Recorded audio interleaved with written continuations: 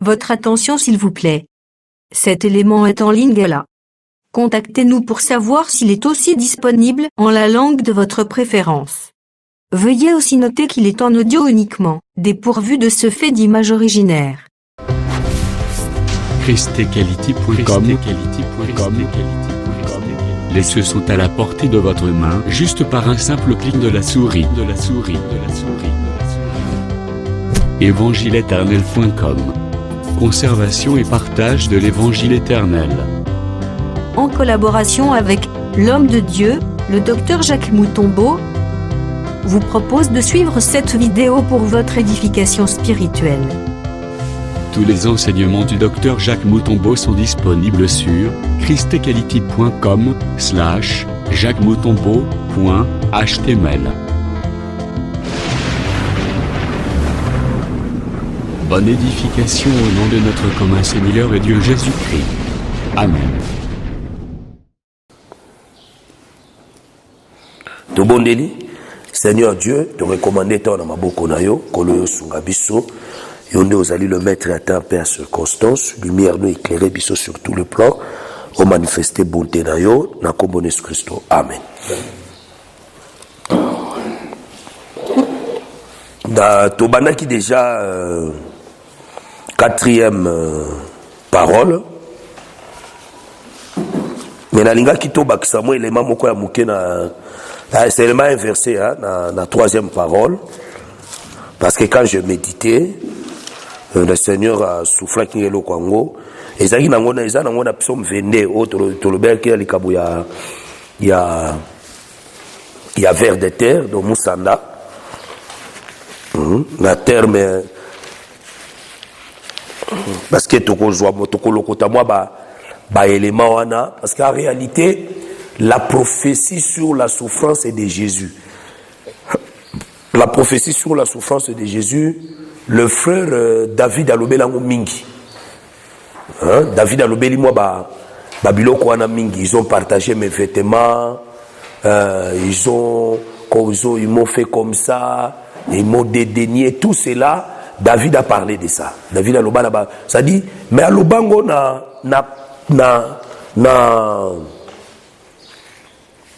texte mo te tona loembo mo côté alobango na baloembo ne belé c'est déjà dispersé moni moi partir ça côté mais ce qu'on suit élément de nos kangisi ça dit en réalité David prophétisait déjà la souffrance de Christ. David a prophétisé la souffrance de Jésus sur la croix. Il a prophétisé que Jésus ne verra pas la corruption par rapport il y a enterrement. Il a déjà parlé de ça. Donc David a loba biloko na nyonso. David a lobela même l'arrestation de Jésus. On se comprend. Les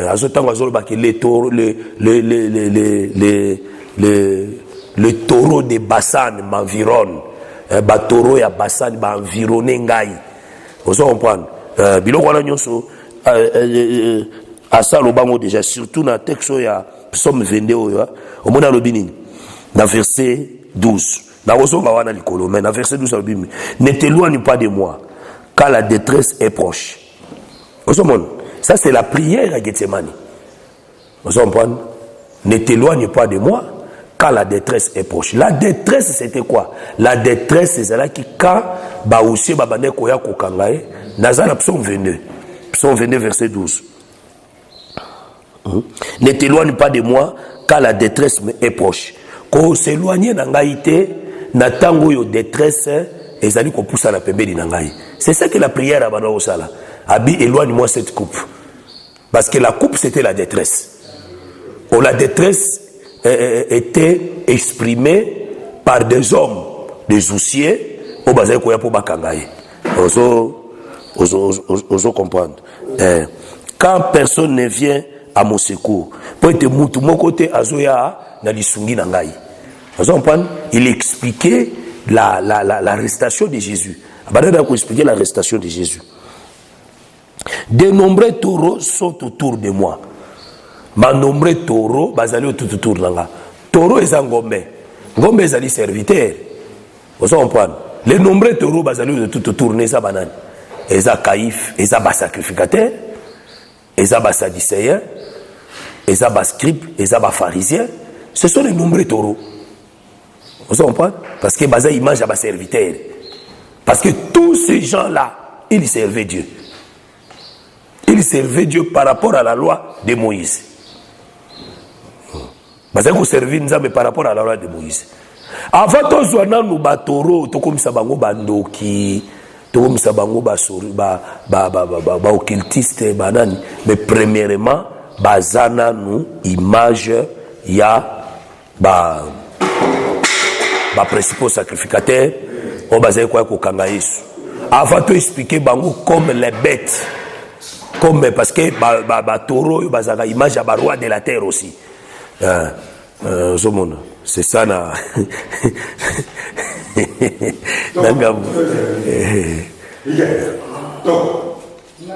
donc na niveau anandenge ezali yambo qui ne toucher bangwala ici ça parle de Jésus avant olobake mutu ezali ngai bani parce que ba élément musu ça na kacha ya psaume awa oso atobi identifier ngwe pa na yo simba na ngote olingi komitya ngwe pa na yo o ba partager bilamba na ngai yo ba partager bilamba no mokoloni mokoni bazoki bilamba no ba partager ozo monde ils ont simbaté pas na yo te ils ont simbaté ils ont percé mes mains yo ba percé maboko place ni ba beta osete est-ce que même hier David ba percé maboko David ba percé maboko te David peut ba partager bilamba na été on va partager ni bilamba na e ba percé ni maboko na e il parlait de la souffrance de Jésus il parlait de l'œuvre de la croix mais abandida kolobela ngo l'arrestation abanda kolobela parce que ce qui tolobi to fanda na kobimisela bino la naissance de Jésus na munoko David kokola Yesu na munoko David kozwa Saint-Esprit na munoko ya David les ministères ya Jésus na munoko ya David tina kokufa na tina kosekwa na David ayemba mobimba ya Yesu kolongola te obakisa te on parle tango azwa na psaume 45 azolobake tu es le plus beau de tous les hommes de tous les fils des hommes. En réalité il parlait de l'enseignement de Jésus. Il parlait de ta ministère à Jésus. Un homme sans péché, un homme sans tâche. Alors, ta langue, ezali loko la plume des grands habiles. Ozo mbwana. Ozo mon. Babilo wana nyoso, belema wana nyoso. Manivwana. Le Seigneur a ça la biso grâce. Au jour du Seigneur, on touchera à ça. Mais en tout cas, celui qui tolobi que tout soit livré à psaume, tolobela ango, en tout cas, wana il faut au moins 2 ans. Wana il faut au moins 2 ans. Pour bobania ngona psaume 1, tina 150, au moins 2 ans. Pour bossi ça verset, ici là. 2 ans. Ce n'est pas ici. Donc, autre chose, donc, otakaka, moi, ba élément na kati, pour nato, paie sa valeur. Il y a Elokwana. Alobi, verset 13. De nombreux taureaux sont autour de moi. Des taureaux de Bassan m'environnent. Alobi, les nombreux taureaux sont autour de moi. Les taureaux de Bassan. À quel point taureaux à Bassan? Oh, Bassan, c'est tout un pays, c'est tout un royaume. Parce que Josué a détruit les rois de Bassan et les rois de Og. On s'en parle. Bassan est un royaume mobimba. C'est un royaume des nations. Tant que les taureaux de Bassan, azolinga qui sa bas serviteur ya Bassan. Au Bassan, c'est le monde. Vous comprenez? Bassan, c'est le monde. Bassan, c'est l'ennemi d'Israël. Parce que le roi ya Og, le roi ya Bassan, tellement pour Bundisa Israël. C'est l'antichrist. Ce sont des faux prédicateurs.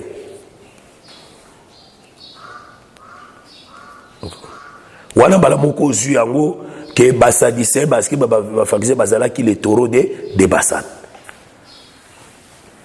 Vous comprenez?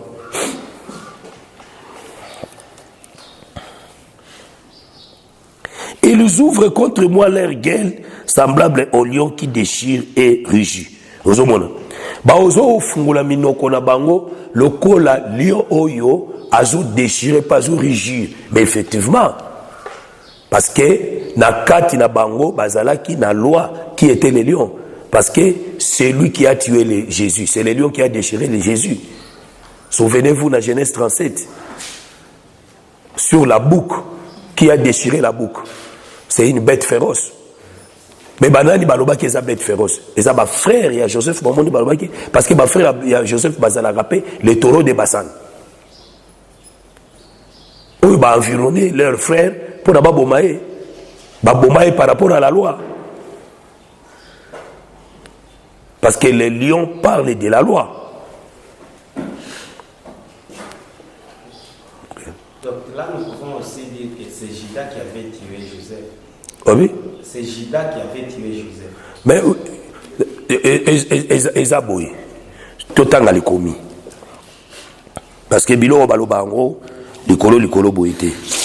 Tout le temps à Genèse 37.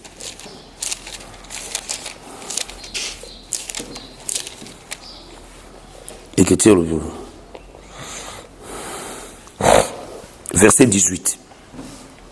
Et ils les virent de loin, et avant qu'il fût près d'eux, ils complotèrent de les faire mourir.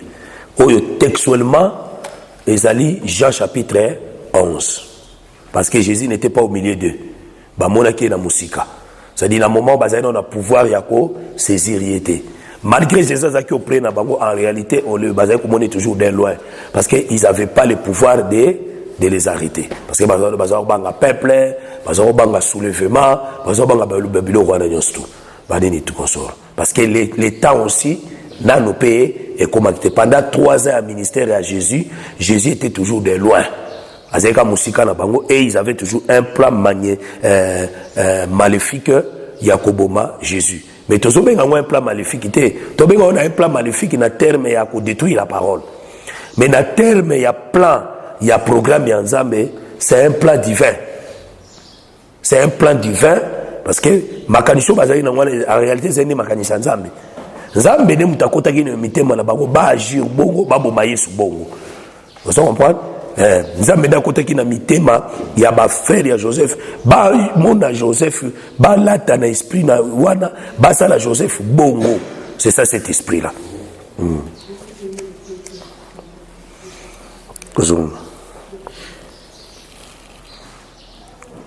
Ils se complotèrent de les faire mourir. Ils se dirent l'un à l'autre: voici les faiseurs des songes qui arrivent. Venez maintenant, tuons-les et jetons-les dans une île de citerne. Nous dirons qu'une bête féroce l'a dévoré et nous verrons ce que deviendront ces songes. En réalité, bon, Bazé n'a pas de problème à Joseph. Bazé n'a pas de problème, il y a un songe à Joseph. Aux hommes. Que tu vas régner sur nous. Et l'autre, bazako boya ya voilà. Yamba ibisaki Jephthé, tu ne régneras pas avec nous. Pour l'anime. Parce que balobi, ti obotamina mama mususu. Le lot ozoa couleur mususu ya mama. La fois passée, ozoa maman comme Ruth, hein? La maman comme Marie, comme Aïna Nzela ya Moutou, comme une empire, on dit maïté, Aïna du Kona Bango. Mais le lot ozoa la mère comme enseignement. Hein? Toujours la mère comme enseignement. Proverbe chapitre 1. Ne rejette pas l'instruction de ton père, ni l'enseignement de ta mère. Proverbe chapitre 1. C'est-à-dire la mère, c'est un enseignement. C'est un enseignement. Maman Zadila Kisi. A elingo lo bake yoko régner le colon abisoté pour la nine. Toko yoko héritage escamo na bisoté pour la nine. Parce que ozana mama mususu obotami na mamusu na terme mususu obotami na enseignement mususu. C'est dit obotami na yo enseignement mon côté. Ya omba lobaki ete azali na nouvelle doctrine. C'est ça. C'est-à-dire loko yo ba boakela Jephthé, baboya Jephthé te po aza Jephthé, mais baboya Jephthé po abotami na mama mususu. Vous comprenez? Ceux qui bandent quoi Joseph, Joseph, ceux qui Joseph appelle ça une basonge, banga basel le côté. Angazaka frère na bango fanika na kat na bango. Mais loko là qui na songe ya adoration. Ah automatiquement balobi toi un homme tu t'es fait Dieu. Ça veut dire tozo bomayote pour la misala mala bozo sala. Toi tu as un problème dans côté. Tozo bomayote pour yosa Jésus, moi na Marie. Mais parce que toi un homme tu t'es fait Dieu. Ça na Jean. Jean chapitre 10. Hein? Jean chapitre 10. Ça dit Jésus va bomber à cause de la parole. Même Caïphe, tant qu'on passe au bilamba. Pourquoi? Tant qu'on a mon okwaje. So Jésus a le barane l'autre. Caïphe a ngasa l'autre. Pour Caïphe n'avait pas de preuves. Moutou a payé ça et ma preuve. Et ça Jésus moutou a payé ça et ma preuve. Caïphe faisait ma preuve. Tant qu'écriture. En tout cas, na terme pesé qu'on vérifie bon. Caïphe a qui na motif terre au moment de Jésus. Azay na côté. À vérifier par la loi boiseau mon écriture le bibalou qui même n'a pas faux témoin. Rien. Mais tant à tout n'est qu'à tu es le fils de Dieu, à l'obi, tu l'as dit. Désormais, au monde, le fils de Dieu, avant de dans le bogo ya mobali. Voilà, juif a aussi supporté le langage.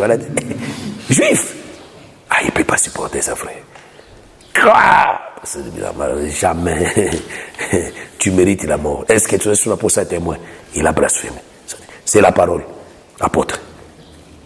Tu es un apôtre. Car il est écrit, Dieu a établi dans l'église premièrement les apôtres. Yo zola landeni l'apôtre ndeza lokolo ya chandelier. Ce que zola landeni. So la ni nyoso ekoyati. La maison sera écoulée. Aux Hollandais. C'est ça. Mon mouvement, et ça, c'est un mouvement prophétique. Donc, Malobawana de Boma Joseph. Toloba bête féroce allié, à déchirer. Total, la dernière bandoto naïe, et au coup que ça va. Pour moi, là, qui a bandoto frère. C'est ça pour moi, Malobawana. C'est ça les combats. Ah, ben oui. Total, la terme, monsieur, total, la dernière, au régner les colonnes abyssaux. Petit mouké au pesa petit mouké alors bagay biso to gumba belaye ba mitali na nu jida mitali riba mitali banini batali pesa petit na bango ya 11e pesa bubu ça dit pas na nazana 33 ans qui a 30 ans ici na ba jeune nazo ba na ba jeune frère yoage 29. Ils ont 30 ans. Bon, Jésus a un ministère dans l'âge. Jésus a un ministère dans l'âge. Il y a 30 ans. Oui, ça passe pour moi, dis-moi. Si on a ça 3 ans. 3 ans, et l'ongné a changé. Presque. Ah, vous avez changé, tes frères. 3 ans, vous avez changé.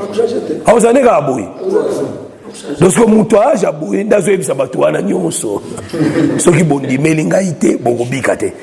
C'était la folie.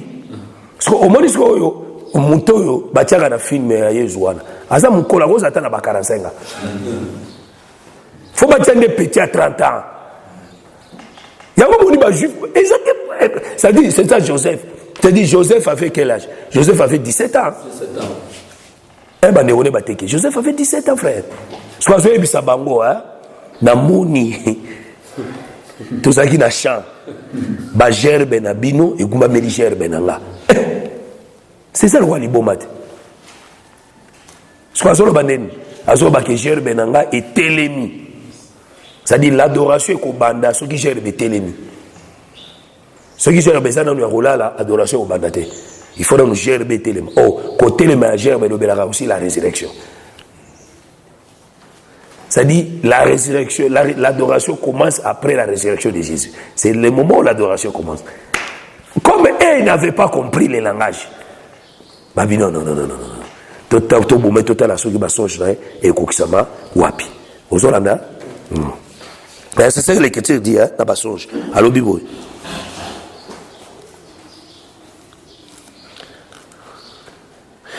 Joseph y un songe. Il racontait à ses frères qu'il les haïr encore davantage.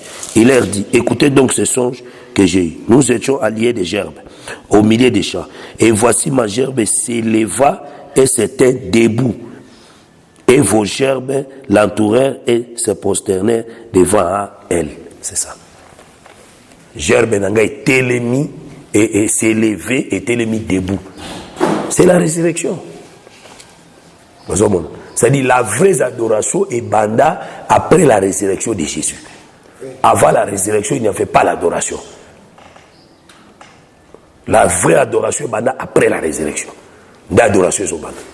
Il faut gerber télémité. Si on nous gerbe télémité, il n'y aura pas l'adoration. Vous comprenez? Ok. Abraham doit faire 3 jours de marche. Donc, oui. Les lieux d'adoration. C'est après la mort et la résurrection. Verset 21.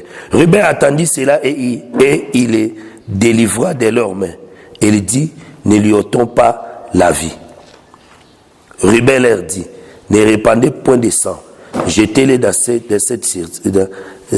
cette citerne qui est au désert, ne mettez pas la main sur lui. Il avait dessein de les délivrer de leurs mains pour les faire retourner vers son père. Awa riba zobima Pilate. Vous avez riba zobima Pilate abo. Parce que riba mona ke lo ni ba robo mela été. Et lo ni ba robo ma frère na ba moté. Vous avez azaki na intention yako tik yako kimisae azonge place ya tata nae. Mais il faut aussi battre. C'est ça que la Bible aussi dit. La Bible dit que Pilate aussi avait l'intention de laisser Jésus. Mais, frère, ne connaît pas jamais. Même dans ma soua, Pilate avait l'intention. Il y a quoi épargner Jonas.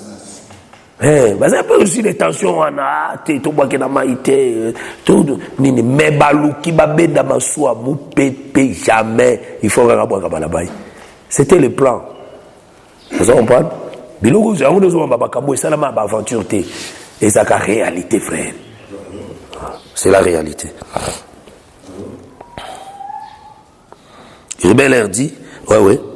Lorsque Joseph fut arrivé auprès de ses frères, ils les dépouillèrent de sa tunique, de la tunique de plusieurs couleurs qu'il avait sur lui, et ils les prirent et les jetèrent dans la citerne. Cette citerne était vide, il n'y avait point d'eau. Ils s'assirent ensuite pour manger, et à lever les yeux, ils virent une caverne d'Ismaélites. Alors Juda dit à ses frères, que jetterons-nous, que gagnerons-nous à tuer notre frère et à cacher son sang? Venez vendre-le aux Ismaélites et ne mettons pas la main sur lui, car il est notre frère, notre cher, et ses frères l'écoutèrent. Donc, Juda a représenté Israël qui a vendu Jésus. Vous comprenez? Il a été livré selon la loi. C'est ça. Vous comprenez? Donc c'est ça. C'est-à-dire Juda a représenté Bandeko Nyonso Yodo, c'est-à-dire tout Israël, ils ont se retrouvé dans la Katinaï. Vous comprenez? Ce que c'est sacrificateur qui a livré Jésus au Soumoukité. Vous comprenez? Non, c'est le sacrificateur Caïphe qui a livré Jésus, a passé par la mort. Les gens ont promoté. C'est ça le niveau en dingue et ça allait. Ok. Tous on a psom place là qui. Parce que Dieu sont tous le belakaka. Les 7 paroles contour ya mort ya Jésus. Vous avez la malam parce que les 7 paroles qu'on vous a manifesté ce qui Jésus bakangaka été babomaka été ba matériel kolo kolo sauté. Vous avez la malam tous le bababilo on surtout na contour nango.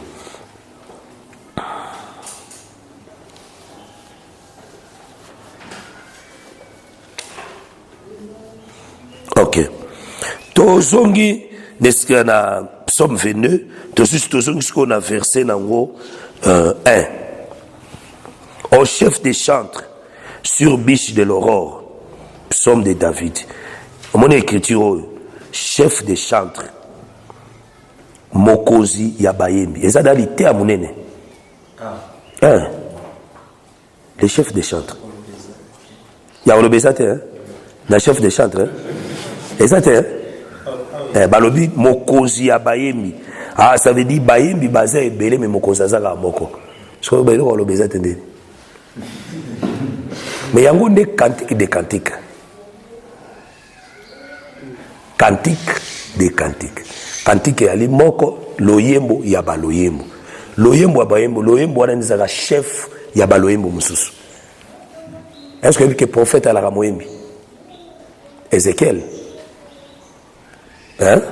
Tout le écriture wana. Ok. Ézéchiel 33 32. Ko eloko ko boa ke za tes frères. Eloko ko boa ke za tes frères. Yo mono netika pamba au chef des chants. O lekeda yo. Nzoko tigilipa. O tigilipa ko peso bomoi. O tikango leki vitesse. Yo ana o ke ko luka Jésus marchait sur les eaux. Oui. Papa aussi des rois des rois. Oh mais oui. Mais yango ana les rois des rois. Yo asi les rois des rois yo lo bagade zakadi. Yango les chefs des chantres. Les rois des rois.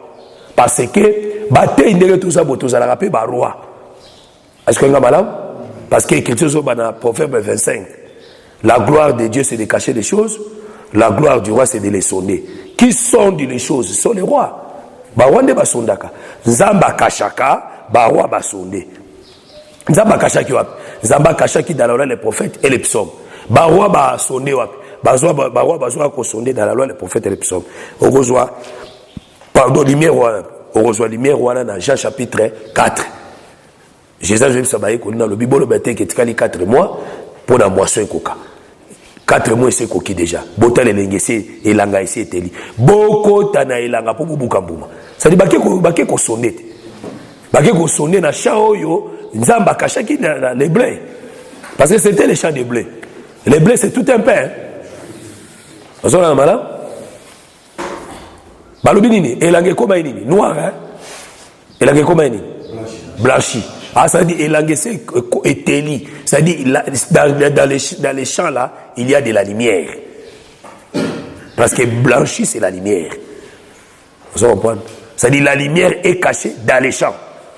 Ça dit, maintenant, les apôtres doivent entrer dans les champs pour aller accueillir la lumière qui est l'explication des choses. C'est ça, non? Ce sont des rois. Maintenant, roi Yabawa Azali, roi Yabawa, ils ont regardé Saint-Esprit, ils ont regardé Jésus. Il y a des mokozi, Yabakozi. Voilà tout cas on a révélation parce qu'il y a une prophétie au Koksamana millénium.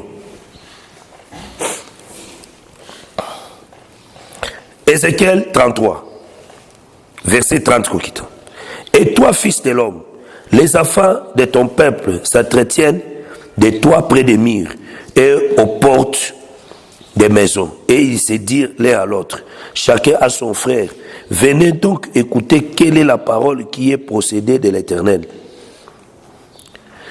Ils se rendent en foule auprès de toi, et mon peuple s'assit devant toi.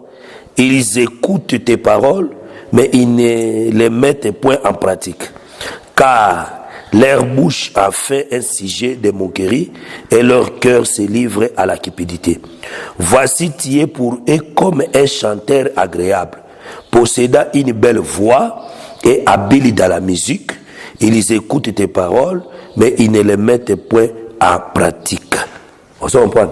Ça dit, ah, un prophète, un musicien, prophète, un moyembi. Ça dit, tant que prophète a prophétisé, en réalité, il est en train de chanter. Parce qu'on est malade? Ah. Parce que les chefs des chantres, dans la loi, ils ont regardé Moïse. Moïse, ils les chefs des chantres. Mokozaba prophète, son ancienne alliance, ils ont regardé Moïse. Et ne Mokozaba prophète, Motei pendenge yosote ya bozara moyembi. Vous comprenez? Cantique est un enseignement. Cantique est un enseignement. Aujourd'hui dans 2 Samuel. 2 Samuel, bazola que cantique est un enseignement.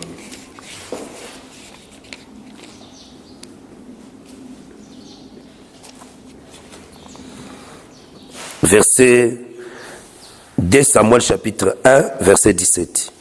Voici les cantiques funèbres que David composa sur Saoul et sur Jonathan son fils, et qu'il ordonna d'enseigner aux enfants de Juda. C'est les cantiques de l'arc. Il est écrit dans les livres d'Égypte. Ah, vous avez bazo donc tant à composer cantique wana alobi comme enseignement pour na bana ya Jida. Ça dit le cantique c'est un enseignement.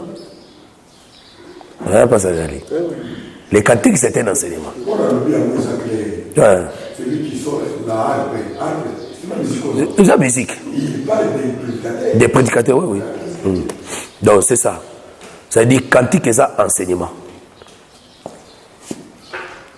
Ça dit ce qu'on soit enseigné, en réalité, aux années Koyemba.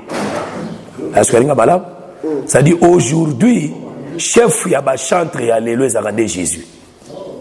Il y a les chefs des chantres. Vous connaissez Abate Ignos et Zara Jésus Christ. Mon Nigéro a boire qu'il y a terre.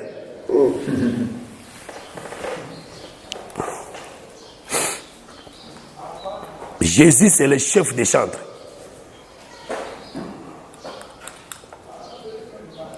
Vous comprenez?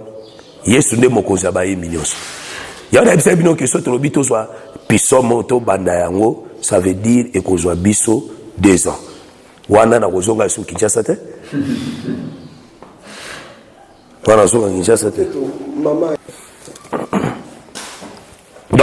Donc to simi to lobake les chefs des chantres, la loi c'est Moïse, la grâce c'est le Seigneur Jésus. Vous comprenez, hein? Et l'on va boire qu'il y a été.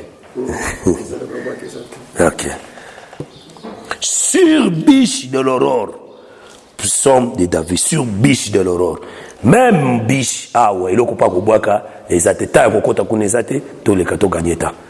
Biche de l'aurore, biche, c'est un bolo quoi moi si. L'aurore, l'aurore, hein, avant l'arrivée de la grande lumière. Le début de la lumière là. Parce que bazo benga bazo ba biche de l'aurore. Biche est un bolo quoi moi si. Vous comprenez? Ah ça veut dire mboloko bazo mona na aurore. Bazo mona na aurore avant l'arrivée de la lumière. Bazo mona déjà mboloko na kati.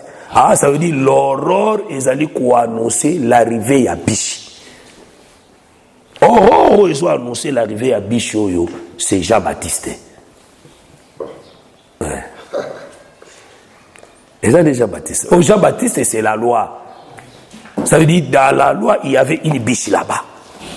Une biche qui était dans la loi. Parce qu'en réalité, Jean-Baptiste était venu annoncer que le Seigneur Jésus. Tous les prophètes de l'Ancienne Alliance prophétisaient que le Seigneur Jésus.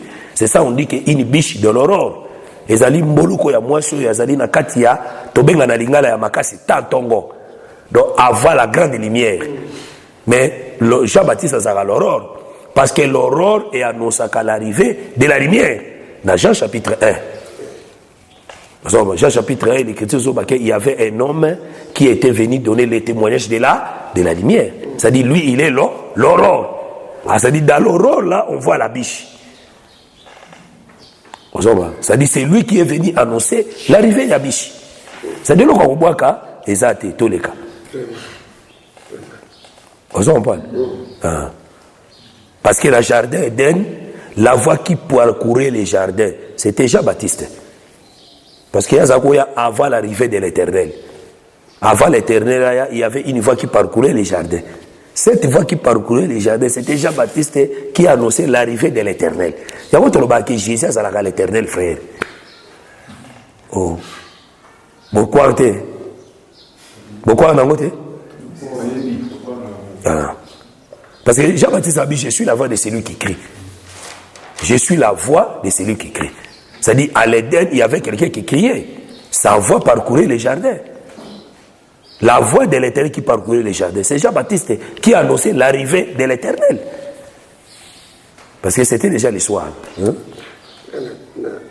La voix qui parcourait les jardins. Toquez la Genèse.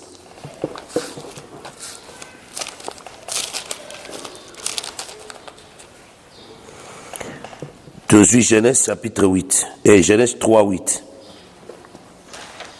Alors, ils entendirent la voix de l'Éternel Dieu qui parcourait les jardins vers le soir, et l'homme et sa femme se cachèrent loin de la face de l'Éternel Dieu au milieu des arbres et au milieu des arbres du jardin. Verset 8, hein? Jean 3, 8. Et Genèse 3, 8. Alors ils entendirent la voix de l'Éternel qui parcourait les jardins. Bayoki, la voix de l'Éternel qui parcourait les jardins.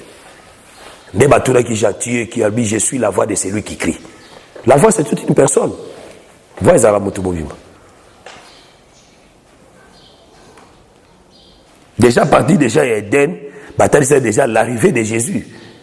Mais avant, il faut la présenter premièrement par des prophètes. Les prophètes vont précéder, vont annoncer son arrivée. Tous les prophètes de l'Ancienne Alliance vont prophétiser l'arrivée de Jésus.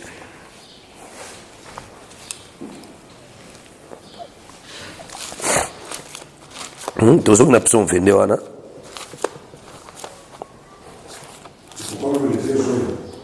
oui. Non, c'est même les 2 juin. Bazo a annoncé l'arrivée il y a Nzambe Moko à Koyana Montana Sion.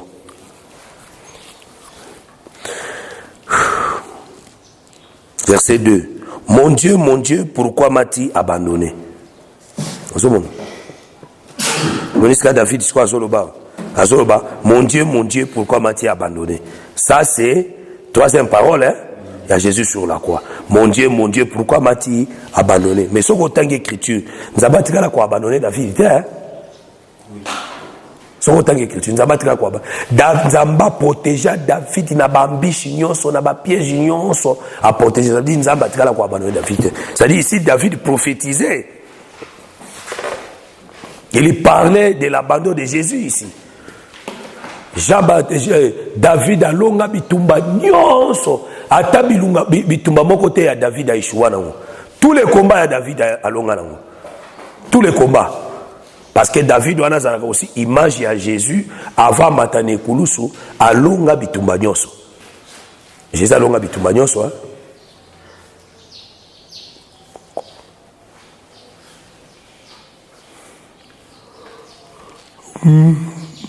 Jésus a longa bitumba tout. Mais David a zolo baké, mon Dieu, pourquoi m'as-tu abandonné?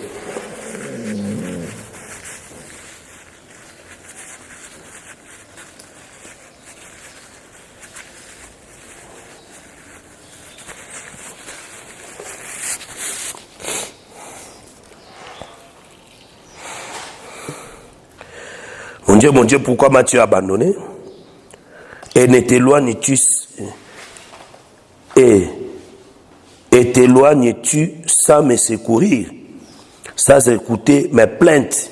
Osa qu'on s'éloigner sans qu'on secourir ngai, sans qu'on se pas plainte ngai, à s'éloigner quand l'esprit a quitté Jésus. C'est ça. Est-ce que Nzamba s'éloigné quand pas David? Non. Nzamba loba qui pour David, l'homme c'est l'homme en cœur. Aboya même kobotola bokozunion so ya Israël ko pesa ngona Jéroboam à cause de David. Atika 2 tribus. Ya Juda na Benjamin ngombe comme tribu ya Juda à cause de David comme la lampe. Mais ici il parlait de Jésus.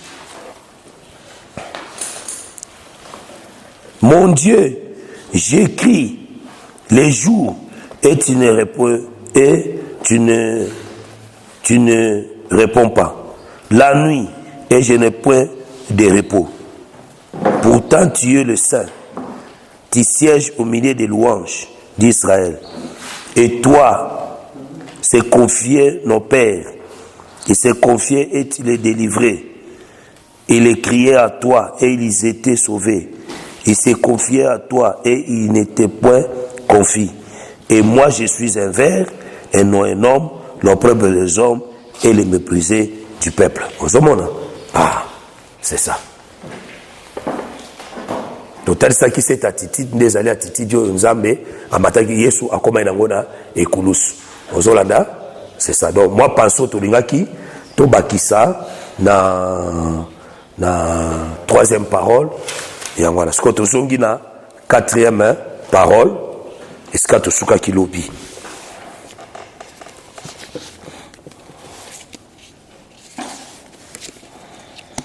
Est-ce que tu as qui lobby?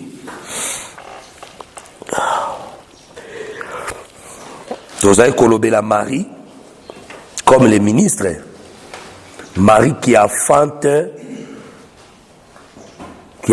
3 choses.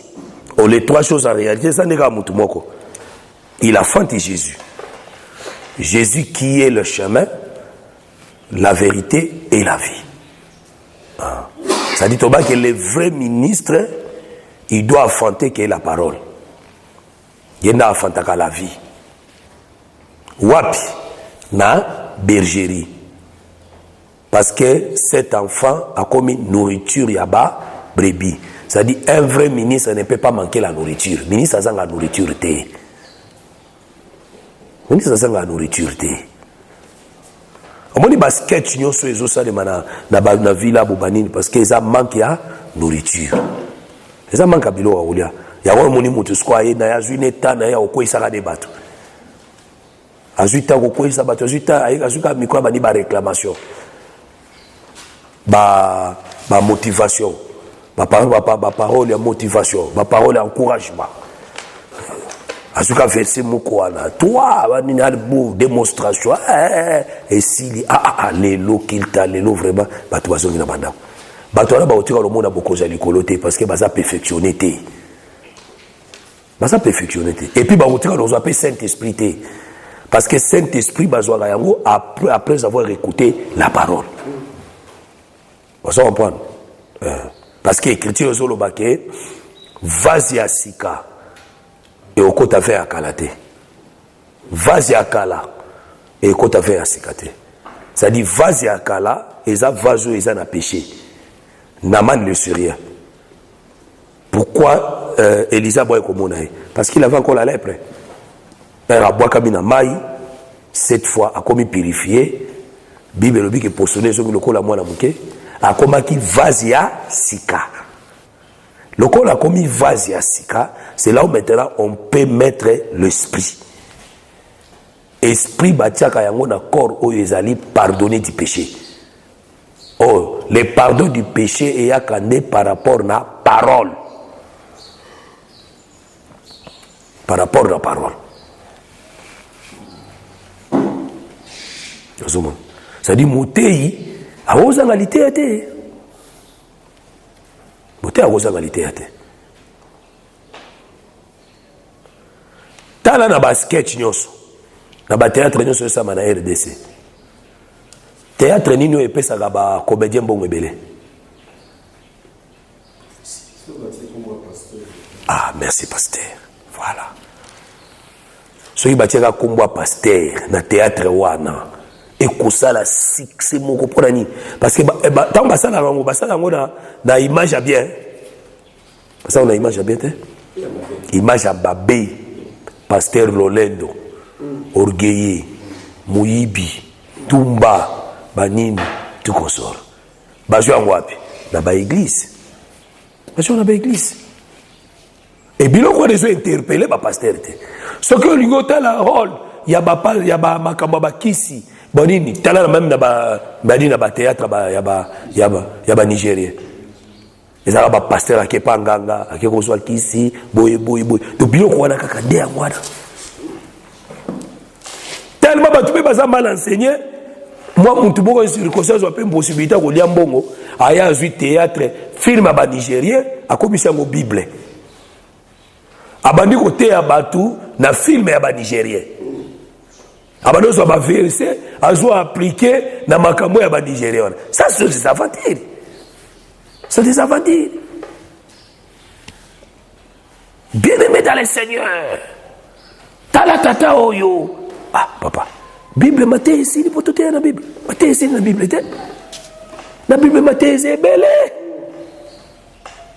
Mais, oui, moutou qui est wapa. Baba, nous sommes les années. Église est née. Et puis, c'est une possibilité. Et puis, c'est une possibilité. Yaba injir. Aux Hollandes. C'est ça. Donc, Nesika Tozala Kiwana, Yarotal, ça a été un vrai ministre. C'est celui qui communique la vie. C'est celui qui communique la la vérité, qui est la parole. Banine. Et Marie abotaki kaka la vérité, et Marie abotaki aussi un roi. Matthieu chapitre 2.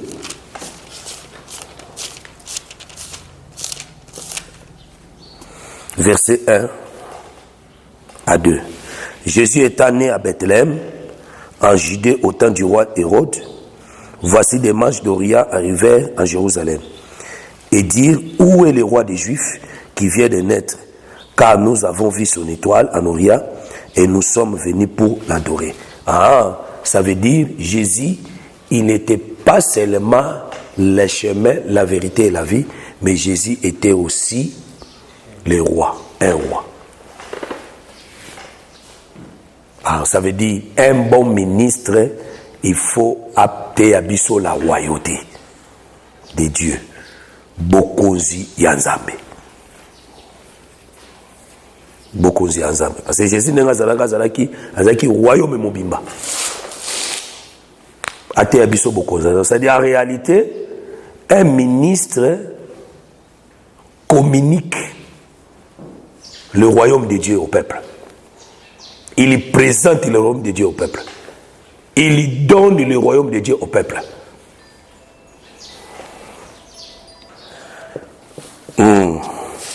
Donc, un ministre, un véritable ministre, communique la royauté.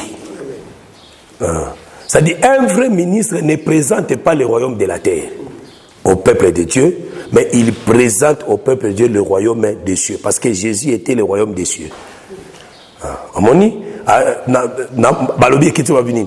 Na Jean chapitre 2 verset balobi, Jésus a botami na Bethléem, na temps ya roi Hérode. C'est-à-dire sur la terre il y avait un roi. Il y avait un roi Hérode. Et Jésus a eu kobotama na moment où Hérode pas un roi. C'est-à-dire en principe il y avait deux rois.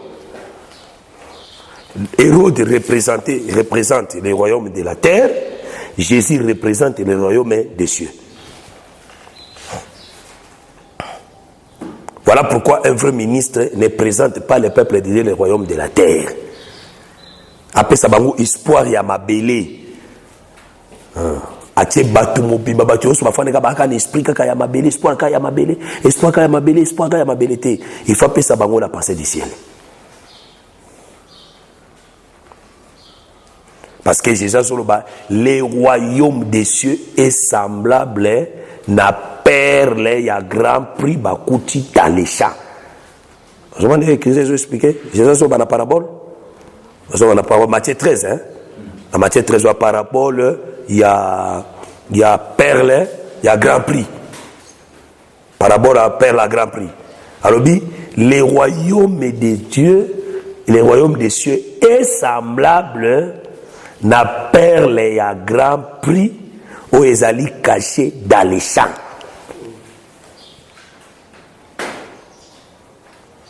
C'est-à-dire qu'aux les perles, la perle à grand prix cachée dans les champs, c'est tout un royaume des cieux.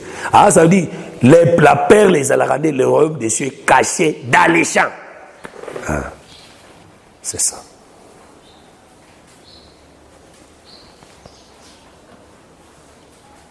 Vous comprenez? Il faut comprendre le royaume des cieux et Zanini, et les champs et Zanini. Toujours écriture, dans Matthieu et dans Actes des apôtres.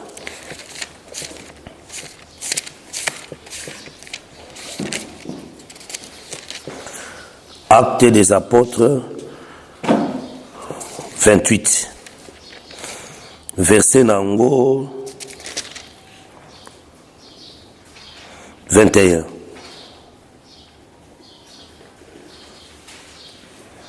Kokita mke. Acte 28, 21 kokita. Et il lui répondit, nous n'avons réussi de Judée aucune lettre à ton sujet. Et il n'est venu aucun frère qui ait rapporté ou dit du mal de toi. Mais nous voudrions apprendre de toi ce que tu penses. Car nous savons que cette secte rencontre partout de l'opposition. Ils lui fixèrent un jour et plusieurs vinrent les trouver dans son logis. Paul leur annonça les royaumes dédiés. Frère Paul leur annonça le royaume dédié en rendant témoignage et en cherchant par la loi de Moïse et par les prophètes. C'est-à-dire les royaumes de Dieu étaient cachés dans la loi et dans les prophètes. Allez, s'il vous plaît, au numéro suivant pour retrouver la suite de ce message.